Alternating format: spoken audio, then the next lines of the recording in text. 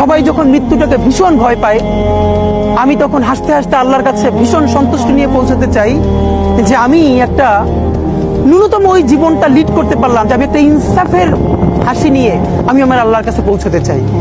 সুতরাং আগামী 50 বছর বাঁচলাম, কোনো ইম্প্যাক্ট তৈরি হলো না আমারে দিয়ে, দেশের জন্য, রাষ্ট্রের জন্য, উম্মার জন্য, জাতির জন্য। কিন্তু আমি ধরেন 5 বছর বাঁচলাম, সেটার মধ্য দিয়ে যদি আগামী 50 বছরের ইম্প্যাক্ট তৈরি হয়, তাহলে অনেকদিন বেঁচে থাকায় কি সাফল্যের বলেন? শহীদ প্রেসিডেন্ট জিয়াউর রহমান কয়টা দিন বেঁচেছেন, কিন্তু ভাবেন আজকে পর্যন্ত উনি আমার অনুপ্রেরণা। হাঁটতে হাঁটতে আমার পা ফুলে যায়। আমি আমার টিম সেদিনকে